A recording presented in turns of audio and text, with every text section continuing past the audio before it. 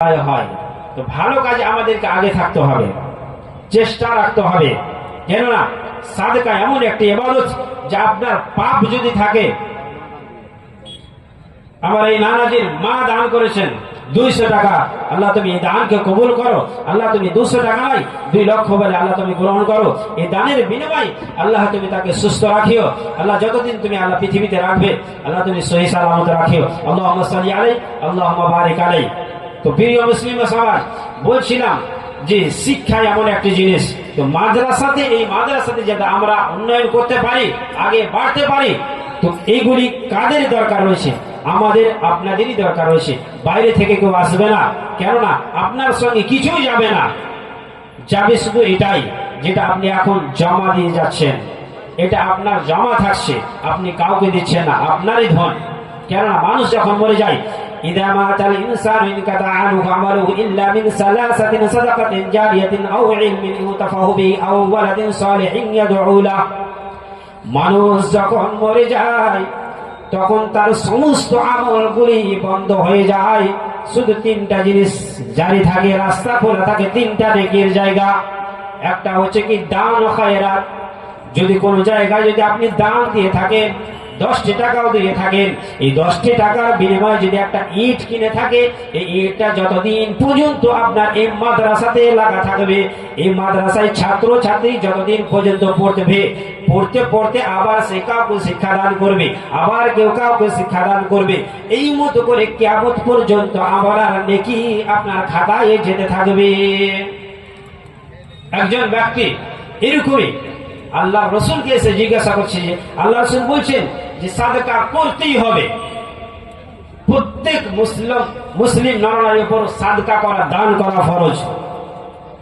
যখন এই কথাটি বলেছে তখন সাহাবায়ে কেরামরা পট করে প্রশ্ন করেছে, আল্লাহ রাসূল ফাইন লাম ইয়াজিদ, যদি কারো কাছে না থাকে, টাকা পয়সা যদি না থাকে তো কি দিবে? সে বলছে, আল্লাহ রাসূল বলছে ইয়ামালু বিয়াদিহি ফায়ানফু নাফসাহু ওয়া ইয়াতাসাদ্দাক। আল্লাহ রাসূল বলছেন মানুষের বাড়িতে কাজ করবে, হাত পা তো ঠিক আছে, সেটা দিয়ে কাজ করে যেটা পাবে সেটা থেকে নিজে উপকৃত হবে। ফায়ানফু নাফসাহু, নিজের জন্য খরচ করবে। কেননা আল্লাহর ইবাদত করার জন্য, টাকা পয়সা ইনকাম করার জন্য শরীর স্বাস্থ্য তো ঠিক রাখতে হবে, তারপরে তো আপনি টাকা ইনকাম করতে পারবেন। শরীর স্বাস্থ্য ঠিক রাখতে হবে, আর এরই মধ্য থেকেই আপনাকে সাদকা করতে হবে। আল্লাহ রাসূল বলছেন যদি এটা, সাহাবায়েরা বলছেন যে এটাও যদি না হয় তাহলে সে কি করবে? যদি বাড়িতে কারো কাজ না পায়, তা আল্লাহ রাসূল বলছেন যারা অসহায় আছে, বলা হয়েছে, যারা রাস্তাঘাটে যাচ্ছে তাদের সাহায্য করবে। কি দিয়ে? কেউ এমন আছে ভ্যান ঠেলছে, ভ্যান ঠেলতে পারছে না, আপনি হাত তালি দিয়ে তাকে সহযোগিতা করে তার ভ্যানটাকে উঠিয়ে দেন, এটাই সাদকা হয়ে গেল। আল্লাহ রাসূল সাহাবারা বলছে এটাও হচ্ছে না, এরকম তো লোক আমি পাচ্ছি না, কিভাবে সাদকা করবো? আল্লাহ রাসূল বলছেন ভালো কাজের আদেশ দিবে, ভালো কাজ করবে, আর নিজেকে বুরাই থেকে, অন্যায় থেকে বিরত রাখবে, এটাই তার জন্য সাদকা। আর একজন ভাই সেটা দান দিল, আল্লাহ তুমি তার দানকে কবুল করো। আল্লাহুম্মা সাল্লি আলাইহি ওয়া বারিক আলাইহি। তো যাই বলছিলাম দান সব থেকে পাওয়ারফুল ইবাদত। আল্লাহ রাসূল বলছেন, আর একজন ভাই আমার 200 টাকা দান দিল, আল্লাহ তুমি দানকে গ্রহণ করো, আল্লাহ তুমি তার ইহকাল ও পরকাল আল্লাহ তুমি মঙ্গল করো, আল্লাহ তুমি তাকে দীর্ঘজীবী রাখো এবং তাকে পাক্কা সাচ্চা নামাজি বানাও, এরকম আরো যেন আল্লাহ তুমি তাকে দান করার শক্তি দাও। আল্লাহুম্মা সাল্লি আলাইহি আল্লাহুম্মা বারিক আলাইহি। তো বলছিলাম যে দান এমন একটি পাওয়ারফুল ইবাদত। আল্লাহ রাসূল বলছেন যে ইন্নাস সাদকাতা তুতফিল খাতিয়াতা কামা ইতফিল মাউন নার। আপনার পাপ রয়েছে, গুনাহ রয়েছে, গুনাহগুলিকে কিভাবে মেটাবেন?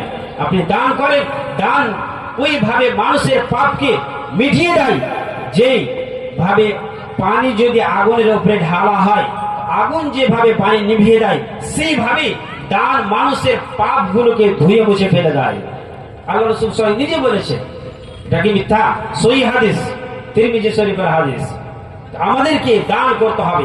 এই জন্যই আল্লাহ তাআলা বলছেন الذين ينفقون في السراء والضراء والكاظمين الغيظ والعافين عن الناس। ওরাই তো জান্নাতি, ওরাই তো ভালো মানুষ, ওরাই তো জান্নাতে যাবে, ওরাই তো ভালো মানুষ যারা সচ্ছল অসচ্ছল দুই অবস্থায় যারা দান করে। সচ্ছল অবস্থায় দান করবে, ও সচ্ছল অবস্থায় যারা দান করে এরাই তো জান্নাতে যাবে, এরাই তো ভালো মানুষ হবে, এরাই তো মুত্তাকি হবে। শুধু তাই নয়, আল্লাহ তাআলা আরো বলছেন الذين ينفقون أموالهم بالليل والنهار سرا وعلانية فلهم أجرهم عند ربهم ولا خوف عليهم ولا هم يحزنون। আল্লাহ তাআলা বলছেন ওরাই তো যা জান্নাতি, ওদেরই প্রতিফল রয়েছে আল্লাহ তাআলার কাছে যারা দিনে এবং রাতে দান করে, দিনেও দান করবে আর রাতেও দান করবে। শুধু তাই নয়, প্রকাশ্যেই দান করবে আর এবং গোপনেও দান করবে, সালামের মাধ্যমে দান করবে, এবং কি ডান হাতে কি দান করলো বাম হাতে জানতে পারলো না, এইভাবেও যারা দান করবে ফালাহুম আজরুহুম ইনদা রাব্বিহিম, তাদের প্রতিফল তাদের রবের কাছে রয়েছে। শুধু তাই নয়, ফালা খাউফুন আলাইহিম ওয়ালা হুম ইয়াহজানুন, কিয়ামতের দিন তাদের কোনো ভয় থাকবে না, কোনো চিন্তাও থাকবে না। কারা?